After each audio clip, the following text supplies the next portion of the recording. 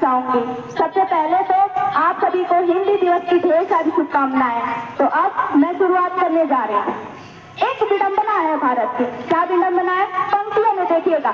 क्या है हिंदी कि परिधान चढ़ाता विश्व गुरु का, परिधान चढ़ाता विश्व गुरु का, वो परिधान बचाने में उमड़ी थी ज्वाला शौर्य की, क्रांति की माँ की शाख बचाने में। पर क्या अर्थ हुआ?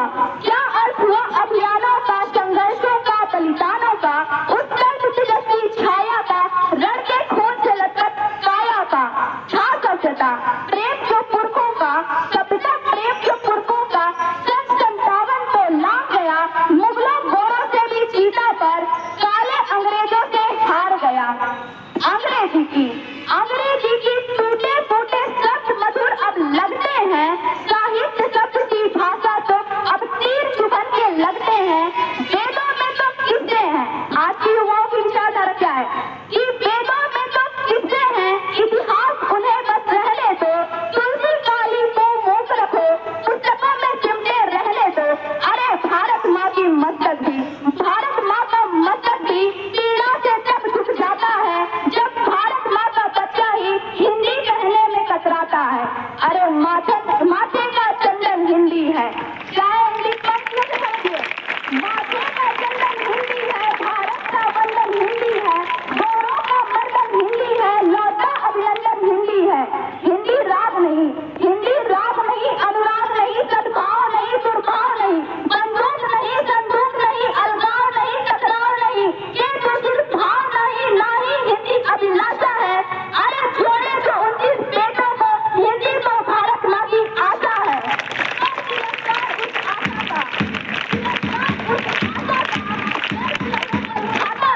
जब हिंदी माँ के सम्मुख कोई प्रश्न चिन्ह दिखलाता है, मुझे घृणा नहीं अंग्रेजी से, मुझे घृणा नहीं अंग्रेजी से, ना हिंदी का अभिमान है।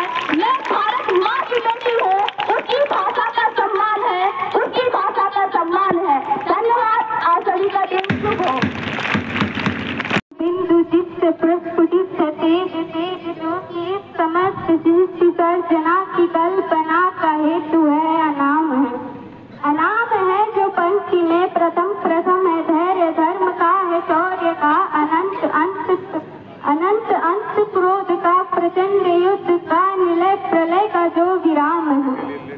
विराम है अहम का जो, विराम है अहम का जो है शोध इस अनंत का, अनंत मुक्त क्रोध का, अनंत शक्ति शोध का, अनंत शक्ति शोध का, अनंत मोक्ष धाम है, वो एक नाम राम है।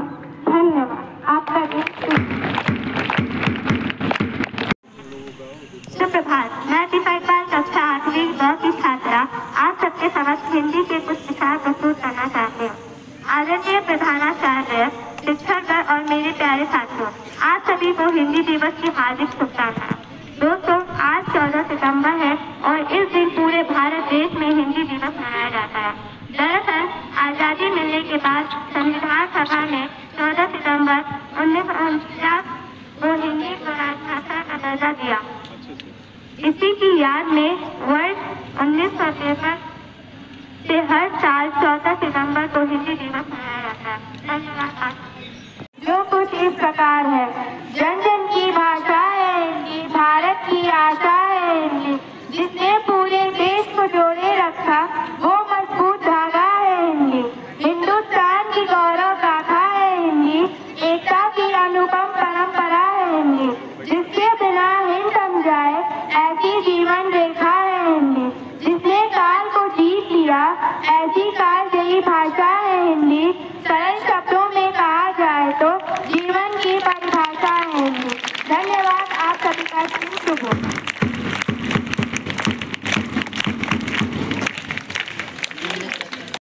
व्यापार के लिए बहुराष्ट्रीय कंपनियां भारत की ओर आकर्षित होती हैं। इस कारण से हमारी मातृभाषा हिंदी न ही केवल मातृभाषा बल्कि अब विश्व भाषा बन चुकी है और यह विश्व में बोले जाने वाली भाषाओं में तीसरे स्थान पर आती है।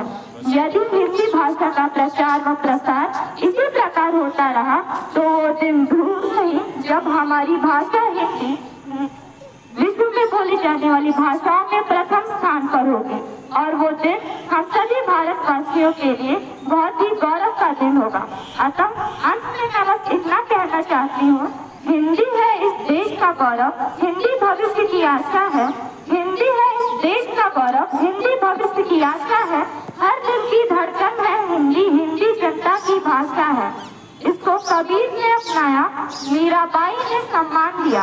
इसको कबीर ने अपनाया, मीराबाई ने सम्मान दिया। आजादी के दीवानों ने जिस हिंदी को सम्मान दिया। जन जन ने अपनी वाणी से हिंदी का रूप तराशा है। जन जन ने अपनी वाणी से हिंदी का रूप तराशा है। हिंदी है इस देश का गौरव, हिंदी भविष्य की आशा है। हिंदी भविष्य की आशा है। धन्यवाद। जय हिंद, जय भारत।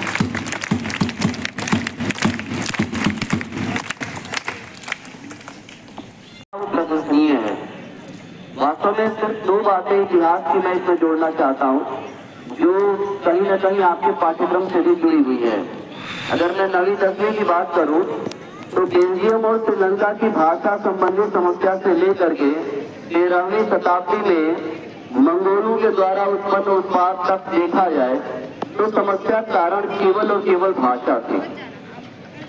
1948 से 1956 के बीच अगर श्रीलंका शांत था तो उसका कारण ये था कि भाषा संबंधी विवाद नहीं था, और 56 के बाद जैसे ही राष्ट्रीय भाषा घोषित की गई सिंगली को विवाद शुरू हो गया।